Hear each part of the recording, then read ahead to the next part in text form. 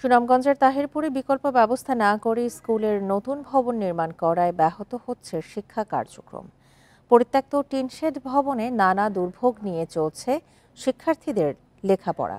1 বছরের বেশি সময় পেরিয়ে গেলেও নতুন ভবনের কাজ দৃশ্যমান হয়নি। সুনামগঞ্জের আনোয়ারপুর সরকারি প্রাথমিক বিদ্যালয়ের ভবন ভেঙে নতুন ভবন নির্মাণ করছে এলজিইডি। এখন ছাত্রছাত্রীদের পাঠদান করা হচ্ছে উচ্চ বিদ্যালয়ের পরিত্যক্ত একটি টিনশেডে।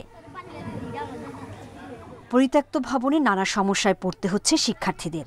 নেই স্যানিটেশন ব্যবস্থা, বিদ্যুৎ সংযোগ না থাকায় দুর্ভোগ পোহাতে হয় গরমের সময়। তিনটি আছে না, তিনটির মধ্যে ফেদ আছে, যেটার মধ্যে বৃষ্টি পড়ে। এই বৃষ্টির কারণের জন্য আমরা পড়তে পারি না ভালো মতন। ক্লাস করতে তাদের অসুবিধা হয়। পাশে আমি আগেও বলছি যে পাশে একটা টয়লেট আছে। জেলা প্রাথমিক শিক্ষা কর্মকর্তা জানিয়েছেন স্কুল কর্তৃপক্ষকে না জানিয়েই কাজ শুরু করেছে এলজিইডি। শিক্ষার্থীদের কথা চিন্তা করে অন্য জায়গায় পাঠদানের ব্যবস্থা করা হচ্ছে।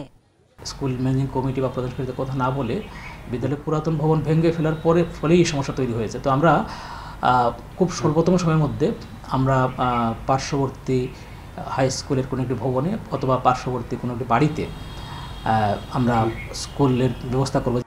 এদিকে আগামী 6 থেকে 7 মাসের মধ্যে স্কুল ভবনের কাজ শেষ করার কথা জানিয়েছে এলজিইডি। এখন কলাম কাস্টিং কাজ চলতেছে, তবে এই কাজটি আমি কনসার্ন উপজেলা সহকারী প্রকৌশলীর সাথে আলাপ করছি, গুরুত্ব সহকারে দেখার জন্য এই ব্যাপারে ঠিকাদার সাথে আমি কথা বলব, যাতে আগামী 6 থেকে 7 মাসের মধ্যে বিল্ডিংয়ের কাজটি দ্রুত শেষ করে দেয়। আনোয়ারপুর সরকারি প্রাথমিক বিদ্যালয়ের শিক্ষার্থী 350, শিক্ষক আছেন 7 জন।